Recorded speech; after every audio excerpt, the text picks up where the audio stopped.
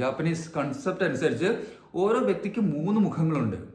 ഒന്ന് നമ്മൾ പബ്ലിക്കലി കാണിക്കുന്ന മുഖം, രണ്ടാമത് നമ്മൾ സുഹൃത്തുക്കളോട് മാത്രം കാണിക്കുന്ന മുഖം, മൂന്നാമത്തെ മുഖം. ഹലോ, എന്തോടെ ഇത്? വോയിസ് റെക്കോർഡ് എക്സ്റ്റോർഷൻ മാഫിയയോ? ഈ യൂട്യൂബേഴ്സ് ആണോ ഇത് മലയാളം ഫിലിം ഇൻഡസ്ട്രി ആണോ? ഫിലിം ഇൻഡസ്ട്രിയുടെ വഴിക്ക് തന്നെ പോയിക്കൊണ്ടിരിക്കുകയാണ് മലയാള യൂട്യൂബേഴ്സും.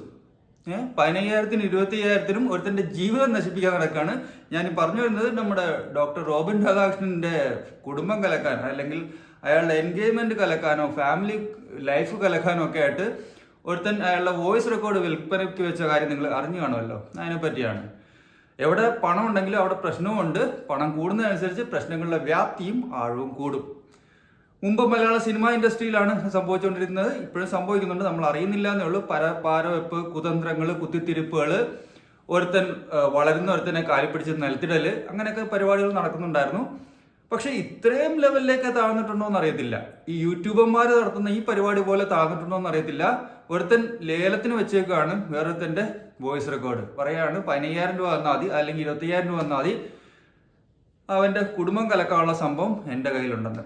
ഇതുപോലെ പ്രശ്നങ്ങൾ നമ്മൾ മുമ്പും കണ്ടിട്ടുണ്ട്. ഈ ബുൾജെറ്റ് സുജിത് ഭക്തൻ പ്രശ്നം, ദെൻ ജാസ്മിൻ അസ്ലാമാളി പ്രശ്നം, അതൊക്കെ വേറെ രീതിയിലുള്ള പ്രശ്നങ്ങളായിരുന്നു. അത് ഈഗോ ക്ലാഷോ അല്ലെങ്കിൽ ഒരുത്തിന് പാര വയ്ക്കാനുള്ള പരിപാടികളൊക്കെ ആയിരുന്നെങ്കിൽ ഇവിടെ കുടുംബം തന്നെ ഇല്ലാതാക്കാനുള്ള ശ്രമമാണ് നടക്കുന്നത്. ഇതിൻ്റെയൊക്കെ സെൻട്രലായിട്ട് ഏതോ ഒരു വിജിരാജ് അഞ്ചലോ ഏതോ ഒരു വിവി ഹിയറോ ഒക്കെ ഉണ്ട്. ഈ വിവി ഹിയറിനെ പറ്റി വിവി ഹിയർ പുറത്തുവിട്ട ഒരു ഓഡിയോ ബേസ് ചെയ്ത് ഞാനൊരു വീഡിയോ ചെയ്തിട്ടുണ്ടായിരുന്നു. നമ്മുടെ ജാസ്മിന്റെ ഫാദർ ജാഫറും സായിയുമായിട്ടുള്ള സംസാരത്തിന്റെ വീഡിയോ. അന്ന് ഇയാൾ പറഞ്ഞിരുന്നത് താൻ മീഡിയേറ്ററായിട്ട് നിന്ന് ഇവരെ സംസാരിപ്പിച്ചു, ഇവർ സംസാരിച്ച കാര്യങ്ങൾ താൻ പുറത്തു കൊടുത്തു, അത് സെൽഫ് ഡിഫെൻസ് ആണ് എന്നുള്ള രീതിയിലാണ് അയാൾ പറഞ്ഞിരുന്നത്. അത് ഞാൻ ഇയാളെ സപ്പോർട്ട് ചെയ്തിരുന്നു. കാരണം അതിന് മുമ്പ് തന്നെ സായിയുടെ ഭാര്യ സ്നേഹ ചലഞ്ച് ചെയ്തിരുന്നു, അങ്ങനെ വല്ല തെളിവുണ്ടെങ്കിൽ പുറത്തു വിട്, എന്തിനാണ് ഇങ്ങനെ പറഞ്ഞുകൊണ്ടിരിക്കുന്നത്, തെളിവുണ്ടെങ്കിൽ പുറത്തു വിടുക എന്നുള്ള രീതിയിൽ. അപ്പോൾ ഓക്കെ, അതിനുള്ള റിയാക്ഷനായിട്ട് പുറത്തു വിട്ടു എന്നാണ് ഞാൻ കരുതിയത്. ഇപ്പോൾ സായിയുടെ വീഡിയോ വന്നിട്ടുണ്ട്. സായി പറയുന്നത് ഈ വിവി തന്നെ ഇനിഷ്യേറ്റീവ് എടുത്തിട്ടാണ് ആ കോള് ചെയ്യിച്ചത്. ഈ വിവി കോള് ചെയ്യുമ്പോൾ, അതല്ലെങ്കിൽ വിവിയും ജാഫറും ഇദ്ദേഹത്തെ കോൾ ചെയ്യുമ്പോൾ, സായി കൃഷ്ണനെ കോൾ ചെയ്യുമ്പോൾ ലൈനിൽ ദിയാസനയും ഉണ്ടായിരുന്നു. അപ്പോൾ ഈ 4 പേരുണ്ടായിരുന്ന കോൺഫറൻസ് കോളാണ്. അതിൽ കോൾ റെക്കോർഡ് ചെയ്തത്, അല്ലെങ്കിൽ കോൾ റെക്കോർഡ് ചെയ്ത് പുറത്തു വിട്ടത് വിവി മാത്രമാണ്. ബാക്കിയുള്ളവർ റെക്കോർഡ് ചെയ്തിട്ടുണ്ടാവും, ചെയ്തിട്ടില്ലായിരിക്കാം. എന്തായാലും കോൾ റെക്കോർഡ് ചെയ്ത് സൂക്ഷിച്ച് തന്നെ സുഹൃത്തിന് തന്നെ പാര വെച്ചു എന്നുള്ളതാണ് സത്യം. ഇവരൊന്നും സുഹൃത്തുക്കളല്ല, ഇവരൊക്കെ നമ്മൾ പറയേണ്ടത് പരാന്നഭോജികൾ എന്ന് പറയണം. കണ്ടലല്ല, നമ്മുടെ മരത്തിലൊക്കെ വളരുന്ന ഇത്തിൽ കണ്ണുകളുണ്ടല്ലോ, മാവിലൊക്കെ വളരുന്ന മാവ് തൻ്റെ കഴിവും ശക്തിയും ആരോഗ്യവും എല്ലാം ഉപയോഗിച്ച് മണ്ണിൽ നിന്ന് വെള്ളമൊക്കെ എടുത്ത് ജീവിക്കും. ആ മാവിനെ തുറന്നു തിന്നുന്ന പരാതഭോജികൾ, അവരാണ് ഇവരൊക്കെ, ഈ വിവിയെ പോലുള്ളവർ. അല്ലെങ്കിൽ ഈ വോയിസ് റെക്കോർഡ് പുറത്തു വിട്ട് അങ്ങനെ തന്റെ വീഡിയോയ്ക്കും തനിക്കും റീച്ച് ഉണ്ടാക്കുകയെന്ന് വെച്ചാൽ എന്ത് ലെവലിലാണ് ഇവരൊക്കെ ഒന്ന് ആലോചിച്ച് നോക്കും. അതിനുശേഷം ദിയാസനയുടെ തെറിവിളിയുടെ വീഡിയോയും ഇയാൾ പുറത്തു വിട്ടിരുന്നു, വോയിസ് റെക്കോർഡ് ഇയാൾ പുറത്തു വിട്ടിരുന്നു. അപ്പം ഞാൻ വിചാരിച്ചു, ഈ കാണുന്ന വീഡിയോസിലെല്ലാം അല്ലെങ്കിൽ വോയിസ് റെക്കോർഡിലെല്ലാം ഈ മൂന്നാമനായിട്ട് ഇയാളുണ്ട്, ഇയാൾ എങ്ങനെയാണ് എല്ലായിടത്തും എത്തിപ്പെടുന്നതെന്ന് ഞാൻ ആലോചിച്ചു.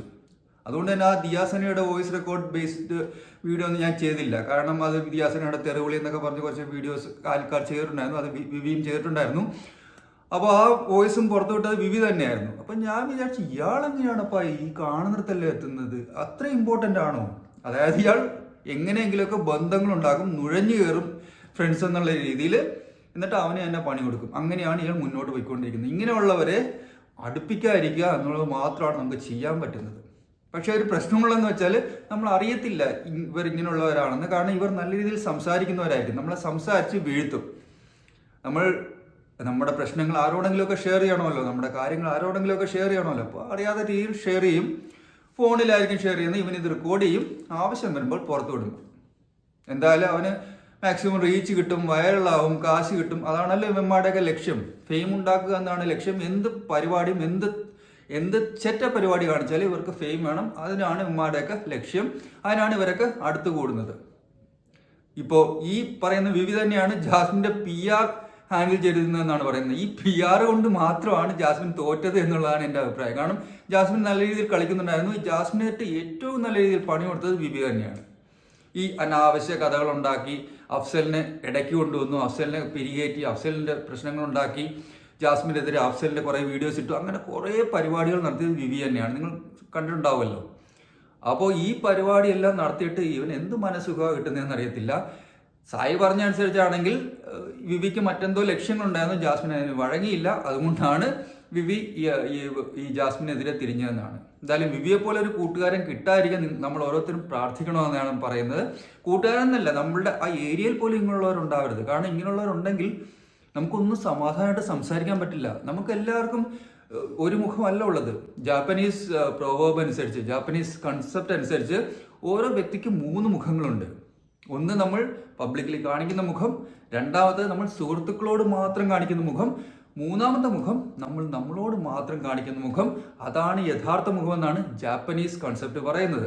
എന്തായാലും ഏത് യഥാർത്ഥ മുഖമായാലും നമ്മൾ സുഹൃത്തുക്കൾക്കിടയ്ക്ക് തുറക്കുന്ന ഒരു മുഖമുണ്ട്, അവർക്ക് മനസ്സിലാകുന്ന, നമ്മൾ ഫ്രീ ആയിട്ട് ഇടപഴകുന്ന ഒരു മുഖമുണ്ട്. ആ മുഖം പുറത്തു വന്നാൽ പാതിരാത്രി സൂര്യൻ ഉദിച്ച അവസ്ഥയായിരിക്കും ഏകദേശം എല്ലാവരുടെയും. കാരണം നമ്മൾ എത്രയെന്ന് പറഞ്ഞാണ് റെസ്ട്രിക്ട് ചെയ്ത് ജീവിക്കുന്നത്. നമ്മളെല്ലാം സ്വാതന്ത്ര്യം കൊതിക്കുന്നവരാണ്, സ്വാതന്ത്ര്യത്തോടെ ഇടപെടാൻ ആഗ്രഹിക്കുന്നവരാണ്. ഒരു സുഹൃത്തിനോട് ഓപ്പൺലി സംസാരിക്കുന്നത് പോലെ നമുക്ക് അച്ഛനോടോ അമ്മയോടോ ഭാര്യയോടോ സഹോദരിയോടോ ആരോടോ സംസാരിക്കാൻ പറ്റില്ല. അതൊരു യാഥാർത്ഥ്യമാണ്. അപ്പോൾ ഇങ്ങനെ ഫ്രീ ആയിട്ട് ഇടപഴകുമ്പോൾ പറയുന്ന കാര്യങ്ങൾ ഇവൻ വിൽപ്പനയ്ക്ക് വെക്കുകയാണെങ്കിൽ എന്താവും അവസ്ഥ? അതും ഈ വ്യക്തി ഓരോ യൂട്യൂബർമാരുടെ ഫ്രണ്ടാണെന്നുള്ള കാര്യം കൂടെ ആലോചിക്കണം. ഈ ഫേമസ് ആയിട്ടുള്ള യൂട്യൂബർമാരുടെ എല്ലാം ഫ്രണ്ടാണ് ഈ വിവി എന്ന് പറയുന്ന വ്യക്തി. അപ്പോൾ എത്രയൊക്കെ വോയിസ് റെക്കോർഡ് ഇവൻ്റെ കയ്യിൽ ഉണ്ടാവും, ഇനി ഏതൊക്കെ വരാനിരിക്കുന്നു, എന്തൊക്കെ കാണാനിരിക്കുന്നു, അതാണ് ഞാൻ ചിന്തിക്കുന്നത്. അതേസമയം തന്നെ ഒരു കാര്യം കൂടെ പറയട്ടെ, ഈ സീക്രട്ട് ഏജന്റ് ജാസ്മിന് വേണ്ടി കളിക്കാൻ പോയതിനോട് ഒരു യോജിപ്പുമില്ല. ഒരു സത്യസന്ധമായി കളിക്കേണ്ട കളിയിൽ അകത്ത് നിന്നിട്ട് പുറത്തുള്ള കാര്യങ്ങൾ പറഞ്ഞു കൊടുക്കുക എന്ന് പറയുന്നത് ശുദ്ധ തെണ്ടിത്തരം തന്നെയാണ്. അതൊരു തെറ്റായ ഗെയിം തന്നെയാണ്. അത് ജാസ്മിനെ സപ്പോർട്ട് ചെയ്യുന്നതിലുപരി ബാക്കിയുള്ളവർക്ക് പാര വയ്ക്കുകയാണ് അവിടെ ചെയ്യുന്നത്.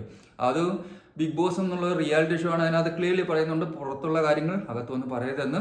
ഇവിടെ സായി അകത്ത് വന്ന് കാര്യങ്ങൾ പറയുമ്പോഴൊക്കെ ബിഗ് ബോസ് മിണ്ടായി കേട്ടുകൊണ്ടിരുന്നു. എല്ലാം പറഞ്ഞു കൊടുത്തു കഴിഞ്ഞിട്ടാണ് സായിക്ക് വാണിംഗ് കൊടുത്തത്. എന്തായാലും അത് സായി ചെയ്തത് ശരിയാണ് എന്ന് ഞാൻ പറയില്ല. അത് സായി തെറ്റ് തന്നെയാണ് ചെയ്തത്.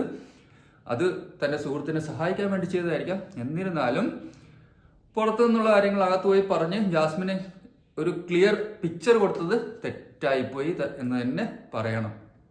അപ്പോൾ അതിന് സായിക്ക് ന്യായീകരിക്കാനൊന്നും പറ്റത്തില്ല, അതിന് സായിക്ക് ന്യായീകരണവും ഇല്ല. എന്തായാലും അന്നത്തെ ഫോണിന്റെ റെക്കോർഡിംഗ് സായിയുടെയും കയ്യിലുണ്ടെന്നാണ് പറയുന്നത്. അത് അദ്ദേഹത്തിന്റെ കാലുള്ള വോയിസ് റെക്കോർഡർ വഴി അതും റെക്കോർഡ് ചെയ്തിട്ടുണ്ടെന്നാണ് പറയുന്നത്. അപ്പോൾ ഏറെക്കുറെ കലങ്ങി മറിഞ്ഞ അവസ്ഥയിലാണ് YouTube world, Malayalam YouTube world എന്ന് പറയുന്നത്.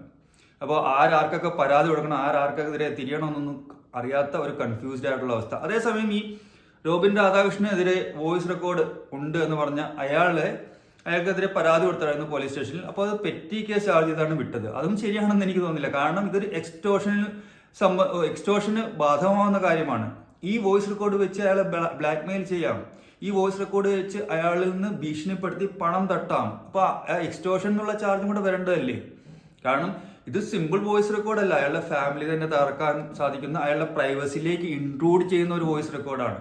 അപ്പോൾ അതിന് തക്കതായിട്ടുള്ള സീരിയസ് ആയിട്ടുള്ള ഒരു ചാർജാണ് വരേണ്ടത്. അങ്ങനെ ഒരു കേസാണ് വരേണ്ടത്. അങ്ങനെ IT ആക്ടിൽ കേസ് എടുക്കാനുള്ള വകുപ്പില്ലെങ്കിൽ, IPCയിൽ അങ്ങനെയുള്ള വകുപ്പില്ലെങ്കിൽ അതിന് പുതിയ ഭേദഗതികൾ ആവശ്യമാണ്. കാരണം ഇങ്ങനെയുള്ള കാര്യങ്ങൾ ഇനി കൂടിക്കൊണ്ടിരിക്കും. കാരണം ഇതിന് ഇത്ര സിമ്പിളായിട്ടുള്ള കേസേ ഉള്ളൂ എന്ന് പറഞ്ഞാൽ ആൾക്കാർ യൂസ് ചെയ്യാൻ തുടങ്ങും. അപ്പോൾ ഇവർക്ക് വഴങ്ങി ആൾക്കാർ പണം കൊടുക്കേണ്ടി വരും. കാരണം ഇവനെതിരെ പരാതി കൊടുത്താലും ഇവനെതിരെ കേസ് കൊടുത്താലും വലിയ കേസൊന്നും വരത്തില്ല.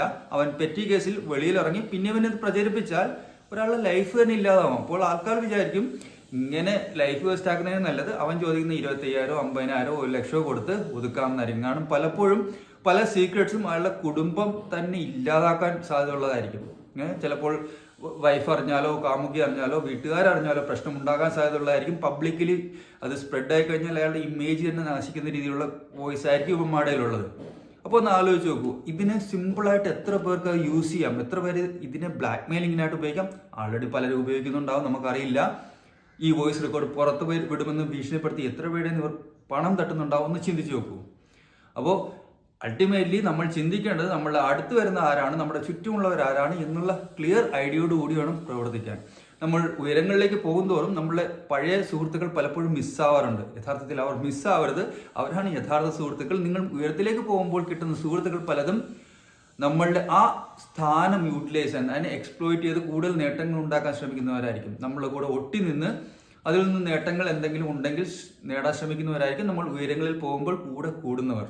അങ്ങനെയുള്ളവരാണ് ഈ വിവിയും സംഘമൊക്കെ. അങ്ങനെ അല്ലാതെ അവർ നമ്മളോട് ആരാധന കൊണ്ട് കൂടുന്നതൊന്നുമല്ല. ഇതിൽ നിന്ന് എന്തെങ്കിലും നേട്ടമുണ്ടെങ്കിൽ ആ നേട്ടം ഉണ്ടാക്കാൻ ശ്രമിക്കുക. അത് മാത്രമേ ഉള്ളൂ ഇവിടെയൊക്കെ ചിന്ത. അതിനുവേണ്ടി എന്ത് തറവേലയും കാണിക്കും.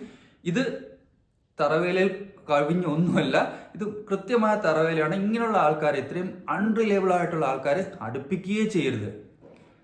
അഥവാ അടുപ്പിച്ച് ഇപ്പോൾ പലരും ഇങ്ങനെയുള്ളവരെ അടുപ്പിച്ചിട്ടുണ്ടാവാം. ഒന്ന് ശ്രദ്ധിക്കുന്നത് നല്ലതായിരിക്കും. അല്ലെങ്കിൽ നാളെ നിങ്ങളുടെയും വോയിസ് റെക്കോർഡ് വെളി വരും. നിങ്ങളുടെയും ഭാവിയും നിങ്ങളുടെ കുടുംബമോ നിങ്ങളുടെ മറ്റ് ബന്ധങ്ങളോ ഒക്കെ നശിക്കാനും സാധ്യതയുണ്ട്.